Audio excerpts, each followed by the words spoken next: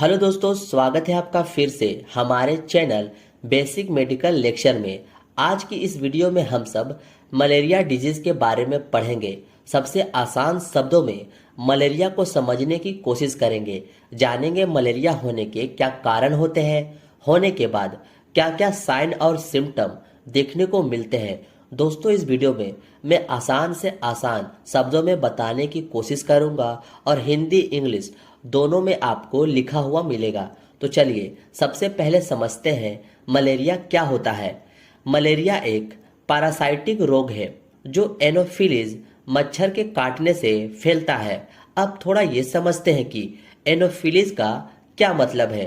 तो एनोफिलीज मच्छरों का एक वंश है। इसमें लगभग 400 जातियां हैं, जिनमें से 30 से 40 जातियां मलेरिया रोग ढोने का काम करती है। अब आप एनोफिलीज का मतलब समझ गए होंगे। यह एनोफिलीज मच्छर प्लाज्मोडियम नामक पैरासाइट ढोती है। जब यह मच्छर आपको काटता है, पैरासाइट आपके खून में जाकर रेड ब्लड सेल को नष्ट करता है। इतना आप समझ गए होंगे। अब आप इसका स्क्रीनशॉट ले लें। अब जानते हैं मलेरिया होने के काउज को। मलेरिया बुखार प्लाज्मोडियम विवेक्स नाम वायरस के कारण होता है। एनोफिलीज नामक संक्रमित मादा मच्छर के काटने से मनुष्य के रक्त प्रभाव में यह वायरस संचारित यानी कि ट्रांसमिट होता है। और आपको ये भी बता दूं कि केवल वही मच्छर व्यक्ति को मलेरिया बुखार संचारित यानी कि ट्रांसमिट कर सकता है जिसने पहले किसी मलेरिया से संक्रमित व्यक्ति को काटा हो। होप इतना आप समझ गए होंगे। अब आप इसका भी जल्दी से स्क्रीनशॉट ले लो। फिर बात करते हैं मलेरिया के टाइप के बारे में। वैसे तो मलेरिया 5 टाइप के होते हैं, लेकिन जो हमारे भारत में मलेरिया फैलाते हैं, इन 5 प्रकार में से सिर्फ 2 ही ऐसे प्रकार हैं जो मलेरिया फैलाता है। वो है पहला प्लाज्मोडियम विवेक्स और दूसरा फैलसिपेरम मलेरिया। और हाँ दोस्तों, इनका इलाज भी इनके प्रकार के अनुरूप ही किया जाता है। अब आप इसका भी स्क्रीनशॉट ले लें।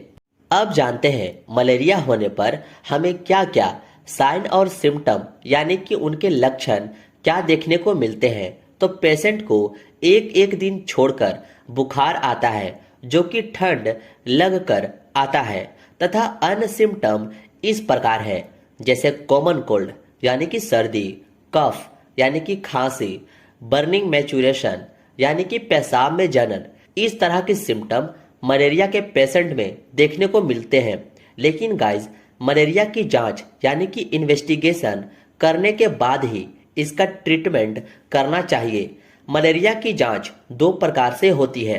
पहला पेरिफेरल ब्लड स्मीयर द्वारा और दूसरा रैपिड डायग्नोस्टिक किट के द्वारा। ये दोनों जांच से मलेरिया को पता कर सकते हैं। अगर आपको ये दोनों जांच का वीडियो चाहिए कि ये जांच कैसे होते हैं, उसका वीडियो चाहिए तो आप मुझे कमेंट कर सकते हैं। मैं ये दोनों जांच का सेपरेट वीडियो बनाकर डाल दूंगा। फिलहाल आप याद रखना, ये दोनों मेथड के द्वारा मलेरिया को जांच किया जाता है। अब जल्दी से इसका भी आप स्क्रीनशॉट ले लो, फिर मैं आगे बढ़ता हूँ। अब जानते हैं ट्रीटमेंट के बारे में। जब इन्वेस्टिगेशन में पता चल जाए कि पेशेंट को किस तरह का मलेरिया है, तो उसी अनुसार ट्रीटमेंट किया जाना चाहिए।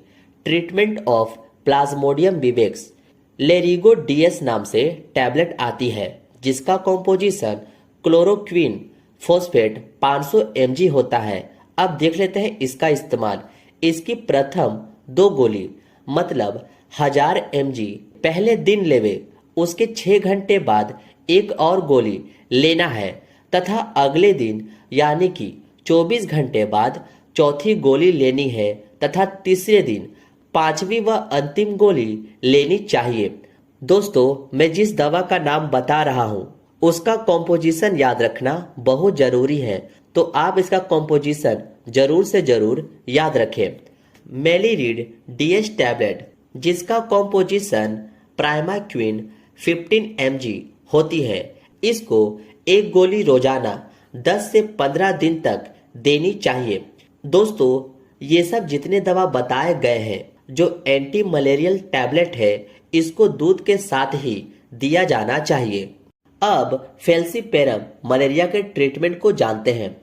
लुमेरिक्स 80 नाम की टैबलेट आती है जिसका composition artemether 80 mg and lumefantrine 480 dispersible tablet होता है। इस गोली को दूध के साथ पहली खुराक के 8 घंटे बाद दूसरी खुराक देनी चाहिए तथा बची हुई 4 गोलियां सुबह शाम 12 घंटे के अंतराल में अगले 2 दिन तक दी जानी चाहिए। इस उपचार के दूसरे दिन मेलिरीड डीएस टैबलेट का सिंगल डोज देना चाहिए अथवा टैबलेट लुमेरिक्स 80 की जगह फेल्सी आर्ट किट दिया जा सकता है। इसमें 6 टैबलेट आर्टेसुनेट 50 mg की होती है जो कि pyrimethamine 25 mg and sulfadoxine 500 mg combined salt की बनी होती है। इन्हें रोजाना 1 टैबलेट सुबह दी जानी चाहिए।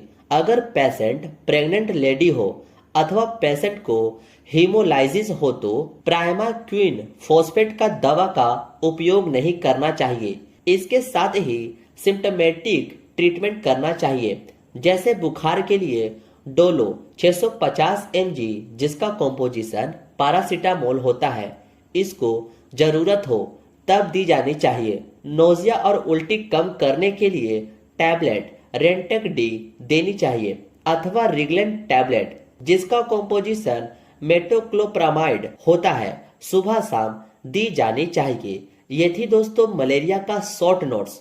इस वीडियो से रिलेटेड कोई भी सवाल हो कमेंट में आप पूछ सकते हैं और मेरा तबीयत खराब होने के कारण अगर कुछ वर्ड सही से उच्चारण ना हुआ हो तो आप मुझे माफ करें।